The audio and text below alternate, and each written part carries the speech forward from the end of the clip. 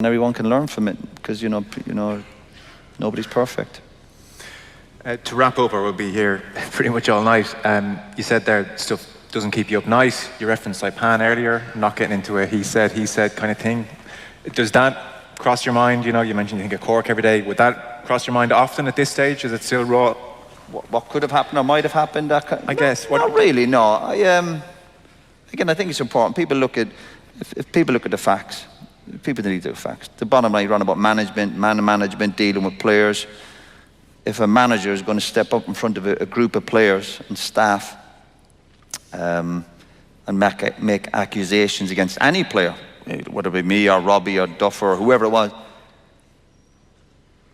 there's going to be trouble. Sure. There is. You're on about management and getting a group together.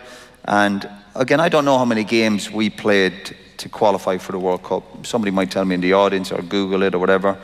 I think it might have been with the playoff games. I think it was out of 12 or 14. I think it was. How many? 14, right.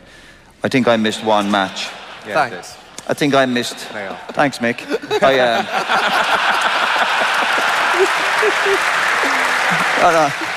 I think I missed one match. I think I did. Somebody might put me. I think I missed one match. And then on the eve of the World Cup, there's a meeting with all the players. Now, forget the kit and all that. That was all sorted out. I'm sick of repeating myself with all that stuff. That bit. And you're sitting with a group of players. You're flying on the next day to your official train, and there's a meeting called in front of everybody. And there's accusations made against me about missing one game in the whole campaign. You know, what are you expecting? No, totally. It's such a loss for you to give up on that World Cup. Does any part of you ever think, oh, I should have played that World Cup and then just got the hell out of there? The situations I wish hadn't kind of panned out that way, of course. But again, I know it takes two to tango, and I have to look at my own part, of course. But I just think, well, again, I honestly, but like the United stuff, what was I supposed to say? You know, I missed one game, and the medical staff were involved in making this accusation against me in front of, but even if he again pulled me one-to-one. Sure. And this was on the eve of the World Cup. It wasn't 3 months earlier or 3 months later. We're flying out tomorrow, and you're in front of all the group. Please tell me, whatever, there's people in there who run businesses. I'd love to think, what do you think was going to happen when you make accusations against, I suppose, a character like me, whether it be a senior player, forget about the captaincy. I think if I was sitting there and mixed it up and made accusations against any of the other players, I'd be going, oh, where are you going with this? Well, you know, we're flying out tomorrow. What hang-ups have you got about all this carry-on? Yeah. So, yeah, no, I don't. That doesn't keep me awake. I think I was fortunate enough. Again, I'd obviously played in the '94 World Cup. I've experienced the World Cup. I had a taste of it. And I kind of don't think the baggage from Saipan, I don't really carry it around with me. Okay. I think other people should carry it around with them, not me. Did you carry it around with you for a couple of years? Did it take a long time, a couple of years to kind of dissolve away a bit? Yeah, I suppose there would have been I suppose the word I'd use would have been a lot of anger, I suppose, afterwards. Okay. Especially then afterwards, again, the usual spin-offs that come out of it. He said this, he said that, did it. Again, people getting sidetracked, I suppose, yeah, and getting brainwashed. But again, if all people have to do is look at the facts, and that's it. And I'm comfortable with that. Again, if it was any other player, I'd be sitting there going, whoa, where's this going? Like Gary was saying, he was looking at the meeting with me and the manager and all the other, and you're looking sometimes, and that's where you hope sometimes people go, oh, put a stop to this. But it was, as soon as Mick started it, and I'm sure Mick would sit here and give his own, sure, of course he would. But for the players who were in there, and I know players have all kind of tiptoed around it, I wish one or two of the players would say something like, well, you did make an accusation against the player. What was going to happen? Yeah. I just said, no, Mick, I think you're wrong there, but I'll see you tomorrow on the flight, you know. Yeah. Pretty and there was no, like, at that stage, there's no chance of you going, well, we should talk about this privately. It's just like, you just see red of it. Again, I think if Mick or one of the other senior players are interrupted, but then there's an environment, again, I can't be criticising other people in the room.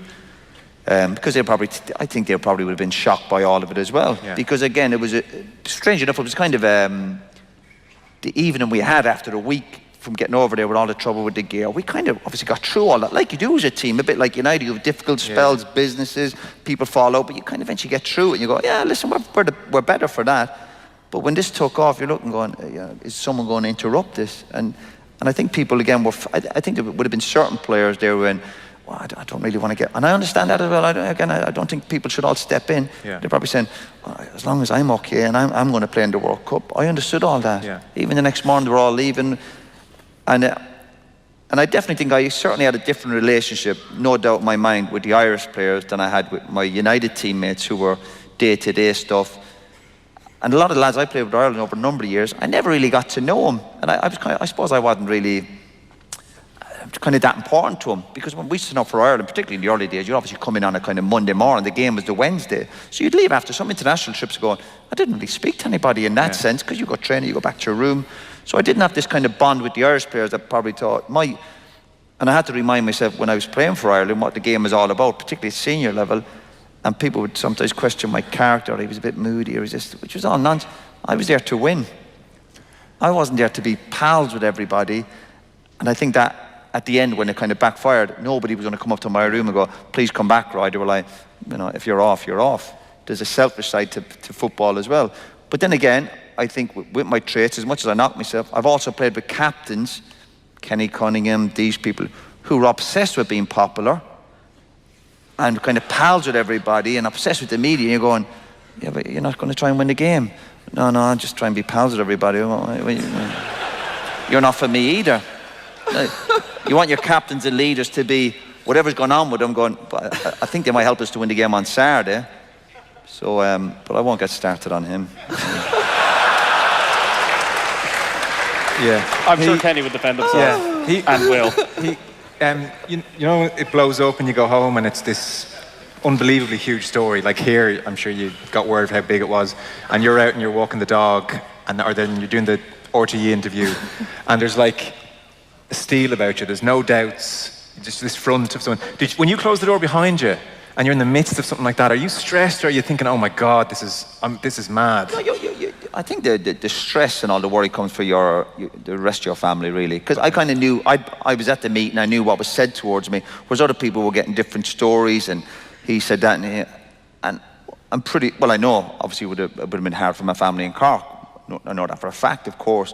Put it this way, if my son was now playing for Ireland, and he went on a journey and played a lot of games, then missed out on it, I know I'd be upset, even if he was saying, no, I can deal with it. I go, I know, but as a parent. Yeah. So I think my family would have suffered a lot more than me.